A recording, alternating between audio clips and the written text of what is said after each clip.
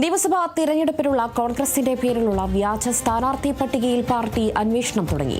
പട്ടികയിൽ ഉൾപ്പെട്ട യൂത്ത് കോൺഗ്രസ് നേതാക്കളെ കേന്ദ്രീകരിച്ചാണ് അന്വേഷണം. വിവരങ്ങളുമായി റിയാസ് കെമാർ ചേരുന്നുണ്ട്. റിയാസ്, എന്തായാലും നിയമസഭാ തിരഞ്ഞെടുപ്പ് തൊട്ടരികെ നിൽക്കുകയാണ്. എന്തായാലും ഇപ്പോൾ കോൺഗ്രസിന്റെ പേരിലുള്ള വ്യാജ സ്ഥാനാർത്ഥി പട്ടികയിൽ പാർട്ടി നേതൃത്വം എന്തായാലും ഇപ്പോൾ അന്വേഷണം തുടങ്ങിയിരിക്കുകയാണ്. എങ്ങനെയാണ് വിവരങ്ങൾ? പ്രതിപക്ഷ നേതാവ് വി ഡി സതീശൻ നയിക്കുന്ന പുതുയുഗ യാത്ര നടന്നുകൊണ്ടിരിക്കുന്നതിനിടെയാണ് ഇന്നലെ രാത്രിയോടുകൂടി അപ്രതീക്ഷിതമായി കോൺഗ്രസിന്റെ വാട്സപ്പ് ഗ്രൂപ്പുകളിൽ, അത്രയും ക്ലോസ്ഡ് ആയിട്ടുള്ള ഗ്രൂപ്പുകളിലൊക്കെ ഇത്തരത്തിൽ AICCക്ക് സമർപ്പിച്ച സാധ്യതാ ലിസ്റ്റ് എന്ന തരത്തിൽ 92 മണ്ഡലങ്ങളിലെ സ്ഥാനാർത്ഥി സാധ്യതാ പട്ടിക ഒരു ലിസ്റ്റ് പുറത്തു വരുന്ന ഒരു സാഹചര്യം ഉണ്ടായിട്ടുള്ളത്. കണ്ടാൽ തീർച്ചയായിട്ടും അത് AICCക്ക് സമർപ്പിച്ച വളരെ മനോഹരമായ ലിസ്റ്റാണ്. കാരണം ഒറ്റ പേര് ഉള്ള മണ്ഡലങ്ങൾ വളരെ കുറവായിരുന്നു അതിൽ. അതുകൊണ്ട് തന്നെ പലരും വിശ്വസിച്ചതും അങ്ങനെ തന്നെയാണ്. കാരണം നിലവിൽ കനകൂരൂർ റിപ്പോർട്ടിൽ ഉൾപ്പെടെ പലയിടത്തും ഒന്നാം പേരുകാരനായി സ്ഥാനാർത്ഥിയായി പരിഗണിക്കാൻ ഇടയുള്ള ആളുകളുടെ പേര് തന്നെയാണ് ഇതിലും ഒന്നാം പേരുകാരനായി വന്നിട്ടുള്ളത്. അത് കഴിഞ്ഞ് പിന്നീട് രണ്ടാം പേരുകാരും മൂന്നാം പേരുകാരും ഒക്കെയായി വന്നിട്ടുള്ള ആളുകളാണ് പലപ്പോഴും അപ്രതീക്ഷിത സ്ഥാനാർത്ഥികളൊക്കെ. അതായത് ഒരു മണ്ഡലത്തിൽ തീരെ സജീവമല്ലാത്ത, എന്നാൽ പൊതുവെ നമ്മൾ ഈ രാഷ്ട്രീയത്തിൽ പറയുന്നത് പോലെ നേതാക്കളുടെ പെട്ടി തൂക്കികളും ഒക്കെ ആയിട്ടുള്ള ചില ആളുകളുടെ പേര് ഉൾപ്പെടെ വരുന്ന രീതിയിൽ വന്നിരിക്കുന്നത്. അത് പ്രത്യേകിച്ച് ഈ യൂത്ത് കോൺഗ്രസ് നേതാക്കളുടെ പേരൊക്കെ അത്തരത്തിൽ വന്നിട്ടുണ്ട്. യൂത്ത് കോൺഗ്രസിന്റെ കാര്യമായ സമരങ്ങളിലൊന്നും പങ്കെടുക്കാത്ത, എന്നാൽ നേതാക്കളെ പ്രേരിപ്പിച്ച് അവരുടെ ഒരു ഉപജാപക സംഘമായി പ്രവർത്തിക്കുന്ന ചില ആളുകളുടെ പേരും ഈ പട്ടികയിൽ വന്നിട്ടുണ്ട് എന്നുള്ളതാണ്. അതിനേക്കാൾ കൗതുകകരം കനകൂലു റിപ്പോർട്ടിൽ പരാമർശിച്ചിട്ടുള്ള ഒരു പ്രത്യേകമായ ഒരു കാര്യം, അത് ഹൈക്കമാൻഡിന് കനകൂലു നൽകിയിട്ടുള്ള റിപ്പോർട്ടിൽ പരാമർശിച്ചിട്ടുള്ള ഒരു കാര്യം, MP-മാർ മത്സരിക്കുന്നത് തിരിച്ചടിയാകും എന്നുള്ളതായിരുന്നു. പക്ഷേ ഇതിനകത്ത് ഈ ലിസ്റ്റിൽ MP-മാരുടെ പേരുകളും ഉണ്ട് എന്നുള്ളതാണ്. പ്രത്യേകിച്ച് K. സുധാകരൻ, ഒപ്പം തന്നെ ശശി തരൂര്, കൊടിക്കുന്നിൽ സുരേഷ്, അങ്ങനെയുള്ള MP-മാരുടെ പേരുകൾ ഇതിനകത്ത് വന്നിട്ടുണ്ട് എന്നുള്ളതാണ്. നേമം പോലുള്ള സീറ്റിൽ ഒക്കെ ഇതിനകത്ത് പേര് വന്നിരിക്കുന്നത് ശശി തരൂരാണ് ഒന്നാം പേരുകാരനൊക്കെയായി വന്നിരിക്കുന്നത്. സാധ്യതാ പട്ടികയാണ്. അതിൽ ശശി തരൂരിന്റെ പേരുണ്ട്, K. മുരളീധരന്റെ പേരുണ്ട്. നേമം പോലൊരു മണ്ഡലം എടുത്ത് പറയുമ്പോൾ തന്നെ സിറ്റിംഗ് MLA-മാരുടെ മണ്ഡലത്തിൽ പോലും ഒന്നിൽ കൂടുതൽ പേരുടെ ഒരു ലിസ്റ്റ് ഇതിനകത്ത് തയ്യാറാക്കിയിട്ടുണ്ട്. അതിൽ തന്നെ സിറ്റിംഗ് MLA-മാർ മത്സരിക്കുമെന്ന് ഉറപ്പുള്ള സിറ്റിംഗ് MLA-മാർ, ഈ സിറ്റിംഗ് MLA-മാരിൽ 3 മാത്രമാണ് മാറ്റത്തിന് സാധ്യതയുള്ളത്. അതൊന്നും പാലക്കാടാണ്. പാലക്കാട് സിറ്റിംഗ് MLA കോൺഗ്രസിന്റെ ജയിച്ച രാഹുൽ മാങ്കൂട്ടത്തിന്റെ ആണെങ്കിലും ഈ രാഹുൽ മാങ്കൂട്ടത്തിന്റെ ലൈംഗികാരോപണത്തിന്റെ പശ്ചാത്തലത്തിൽ കേസ് വന്നതിന്റെയും ഒക്കെ പശ്ചാത്തലത്തിൽ കോൺഗ്രസിൽ നിന്നും പുറത്താക്കിയിരുന്നു. അങ്ങനെ കോൺഗ്രസിൽ നിന്നും പുറത്താക്കിയ ഒരാളെ പിന്നീട് കോൺഗ്രസ് സീറ്റ് നൽകുന്ന ഒരു പതിവില്ല. അത് രാഹുൽ മാങ്കൂട്ടത്തിൻ്റെ കാര്യത്തിലും ഉണ്ടാവില്ല. അതുകൊണ്ട് തന്നെ പാലക്കാട് എന്തായാലും പകരം ഒരു മാറ്റം വരും. ആ മാറ്റം വരുന്ന ലിസ്റ്റും പാലക്കാട് ലിസ്റ്റൊക്കെ പരിശോധിക്കുമ്പോൾ ഒരുപക്ഷെ കൃത്യമായി ഒരു സാധ്യതയുള്ളൊരു ലിസ്റ്റ് തന്നെയാണ്. അതുകൊണ്ട് ഇതൊരു ഒറിജിനൽ ലിസ്റ്റാണോ വ്യാജനാണെന്ന് മനസ്സിലാകാത്ത രീതിയിലാണെങ്കിൽ ലിസ്റ്റ് തയ്യാറാക്കിയിരിക്കുന്നത് എന്നുള്ളതാണ്. പാലക്കാടിൻ്റെ ലിസ്റ്റ് പരിശോധിക്കുമ്പോൾ കണ്ണൻ ഗോപിനാഥൻ IAS-ൽ നിന്നും രാജിവെച്ച് പിന്നീട് കോൺഗ്രസിന്റെ സജീവ പ്രവർത്തകനായിട്ടുള്ള കണ്ണൻ ഗോപിനാഥാണ് ഒന്നാം പേരുകാരനായിട്ടുള്ളത്. പാലക്കാട് കണ്ണൻ ഗോപിനാഥൻ കോൺഗ്രസിന്റെ സർപ്രൈസ് സ്ഥാനാർത്ഥിയായി വരാനുള്ള സാധ്യതയുണ്ട്.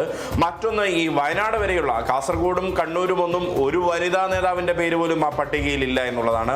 വനിതാ നേതാക്കളെ ഇത്തവണ കാര്യമായി പരിഗണിക്കുമെന്ന് പ്രതിപക്ഷ നേതാവും ഒപ്പം തന്നെ ഹൈക്കമാൻഡും അടക്കം വ്യക്തമാക്കിയ ഒരു സാഹചര്യമുണ്ട്. 50% വനിതകൾക്കും യുവാക്കൾക്കും പ്രാതിനിധ്യം നൽകുമെന്ന് പറഞ്ഞിട്ട് ഉള്ള പട്ടികയുണ്ട്. അതിൽ കണ്ണൂർ ജില്ലയിലും കാസർഗോഡ് ജില്ലയിലും ഒരു വനിതയുടെ പേര് പോലുമില്ല. പിന്നെ മാനന്തവാടിയിലാണ് പിന്നെയും വനിതകളുടെ പേരുള്ളത്. ഏറ്റവും കൗതുകകരമായ ഒരു കാര്യം, ഹൈക്കമാൻഡിന്റെ ഒരു സാധ്യതാ പട്ടികയിൽ, ഹൈക്കമാൻഡിന് സമർപ്പിച്ച സാധ്യതാ പട്ടികയിൽ ഉൾപ്പെട്ട ചില കോൺഗ്രസിന് പുറത്തുള്ള നേതാക്കളും ഈ ലിസ്റ്റിൽ ഉൾപ്പെടുത്തിയിട്ടുണ്ട്. അതായത് കോൺഗ്രസിന്റെ സിറ്റിംഗ് സീറ്റുകളായ 92 സീറ്റുകളാണ്. അതിലൊന്ന് ഈ ബേപ്പൂരിൽ PV അൻവറാണ്. ബേപ്പൂരിൽ PV അൻവറിന്റെ സ്ഥാനാർത്ഥിത്വം ഓൾറെഡി പ്രഖ്യാപിച്ചു കഴിഞ്ഞു.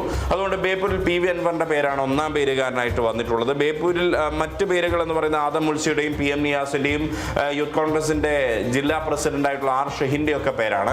മറ്റൊന്ന് മാനന്തവാടിയാണ്. മാനന്തവാടിയിൽ PK ജയലക്ഷ്മി, മുൻ മന്ത്രിയായിട്ടുള്ള ഈ മാനന്തവാടിയുടെ MLA ഒക്കെ ആയിട്ട് അവിടെ മത്സരിച്ചിരുന്ന, കഴിഞ്ഞ തവണ OR കേളുവിനോട് പരാജയപ്പെട്ട PK ജയലക്ഷ്മിയുടെ പേരാണ് ഒന്നാം പേരുകാരിയായി മാനന്തവാടിയിൽ വന്നിട്ടുള്ളത്. ക്ഷമിക്കണം, കോൺഗ്രസിന് പുറത്തുനിന്ന് അവിടെ വന്നിട്ടുള്ളത്, മാനന്തവാടിയിൽ വന്നിട്ടുള്ളത് CK ജാനുവിന്റെ പേരാണ്. നിലവിൽ UDFന്റെ അസോസിയേറ്റ് അംഗമായിട്ടുള്ള CK ജാനുവിൻ്റെ പേരാണ്. ഇതേ CK ജാനുവാണ് കഴിഞ്ഞ ദിവസം തനിക്ക് സീറ്റ് നൽകിയില്ല എന്ന് കാണിച്ച് ഹൈക്കമാൻഡിന് പരാതി നൽകിയിട്ടുള്ളത്. തന്നെ നിയമസഭയിലേക്ക് പരിഗണിച്ചില്ല, പകരം ബോർഡ് ചെയർപേഴ്സൺ സ്ഥാനത്തേക്ക് പരിഗണിക്കാമെന്നുള്ള ഒരു ഉറപ്പാണ് പ്രതിപക്ഷ നേതാവ് നൽകിയിരിക്കുന്നത് എന്ന തരത്തിൽ പരാതി. അങ്ങനെ ഒരു വിചിത്രമായ ഒരു ലിസ്റ്റാണ് ഇത് എന്നുള്ളത് പറയാതിരിക്കാൻ വയ്യ. മാത്രമല്ല, മാനന്തവാടിയിലൊക്കെ കോൺഗ്രസ് നേതൃത്വം പരിഗണിക്കുന്നത് യൂത്ത് കോൺഗ്രസിന്റെ സംസ്ഥാന ജനറൽ സെക്രട്ടറി G. മഞ്ജുക്കുട്ടനെയാണ് എന്നുള്ള സൂചനകളൊക്കെ കോൺഗ്രസിന്റെ ഹൈക്കമാൻഡ് വൃത്തങ്ങളിൽ അടക്കം പുറത്തു വരുന്ന ഒരു ഘട്ടത്തിൽ ഈ ഒരു മാനന്തവാടിയിലെ ലിസ്റ്റിൽ വെറും 2ാം പേരുകാരനായിട്ട് മാത്രമാണ് മഞ്ജുക്കുട്ടന്റെ പേരുള്ളത്. പിന്നീട് IC ബാലകൃഷ്ണനാണ്.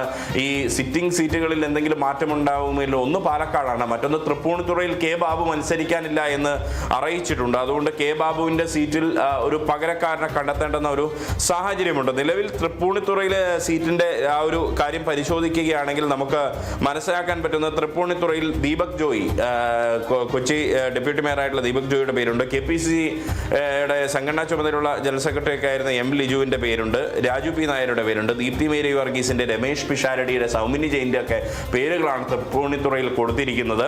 അതിൽ തന്നെ ദീപക് ജോയി വരാനുള്ള സാധ്യതയുണ്ട്. എന്നാൽ രാജു P. നായർക്കും സാധ്യതകൾ കൽപ്പിക്കപ്പെടുന്നുണ്ട് എന്നുള്ളതാണ്. അത്തരത്തിൽ ഈ സാധ്യതകൾ കൽപ്പിക്കപ്പെടുന്നവരുടെ പേരുകൾ കൂട്ടിച്ചേർത്തുകൊണ്ട് ഒരു ലിസ്റ്റ്, ഒരു വിചിത്രമായ ലിസ്റ്റ്.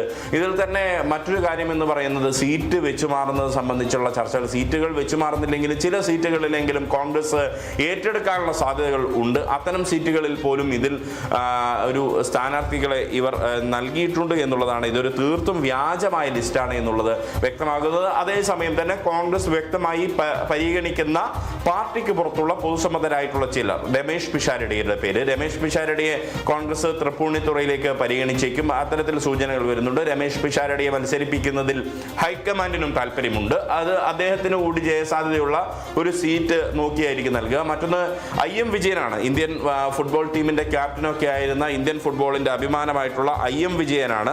അദ്ദേഹത്തെ നാട്ടിക സംവരണ മണ്ഡലമായ നാട്ടികയിലാണ് 1ാം പേരുകാരനായി ഇതിൽ ഉൾപ്പെടുത്തിയിട്ടുള്ള. അത്തരം പേരുകളും ഇതിൽ കൃത്യമായി വന്നിട്ടുണ്ട് എന്നുള്ളതാണ്. അതായത് ഏകദേശം ഒരു ധാരണയുള്ള പേരുകൾ ഇതിൽ ഉൾപ്പെടുത്തിക്കൊണ്ട് അതിനപ്പുറത്തേക്ക് ധാരണയില്ലാത്ത പേരുകളൊക്കെ ചുമ്മാ ഉൾപ്പെടുത്തുന്ന ഒരു സാഹചര്യമാണ് ഇതിനകത്ത് ഉണ്ടായിരിക്കുന്നത്. അതിൽ തന്നെ 3ഇടത്ത് മാറ്റമുണ്ടാകാനുള്ള ഒന്ന്, ബത്തേരിയിൽ IC ബാലകൃഷ്ണൻ മാറുമോ എന്നുള്ളത് ഉറപ്പൊന്നുമില്ല. IC ബാലകൃഷ്ണൻ തന്നെയായിരിക്കും. IC ബാലകൃഷ്ണന്റെ പേര് മാത്രമാണ് ബത്തേരി പട്ടികയിൽ, ഈ വ്യാജ പട്ടികയിൽ ഉൾപ്പെടുത്തിയിട്ടുള്ളത്. പക്ഷേ ഹൈക്കമാൻഡ് അവിടെ ചില ചർച്ചകൾ നടത്തുന്നുണ്ട് എന്നാണ് നമുക്കറിയാൻ കഴിയുന്നത്. IC ബാലകൃഷ്ണൻ തന്നെ ആയിരിക്കും അന്തിമമായി വരിക. പക്ഷേ അപ്പോഴും ചില സാധ്യതകൾ, ചർച്ചകൾ നടത്തുന്നുണ്ട്. അപ്പോൾ ഇങ്ങനെ ഒരു വ്യാജ പട്ടിക തയ്യാറാക്കി യൂത്ത് കോൺഗ്രസിന്റെ ചില നേതാക്കൾക്ക് അനുകൂലമായ രീതിയിലുള്ള ഒരു പട്ടിക, ലിസ്റ്റ് തയ്യാറാക്കി എന്നുള്ളതാണ് പ്രധാനമായും പറയുന്നത്. ഇതിന് പിന്നിൽ യൂത്ത് കോൺഗ്രസിന്റെ സീറ്റ് മോഹികളായ നേതാക്കളാണ് എന്നാണ് KPCC നേതൃത്വം സംശയിക്കുന്നത്. അവർക്കെതിരെയാണ് ഇപ്പോൾ അന്വേഷണം നടക്കുന്നത്. ആ അന്വേഷണമാണ് ഇപ്പോൾ KPCC നേതൃത്വം ആരംഭിച്ചിരിക്കുന്നത്. ശരി, വ്യക്തമാണ്. വിവരങ്ങൾ പങ്കുവച്ചത് റിയാസ് KM ആണ്.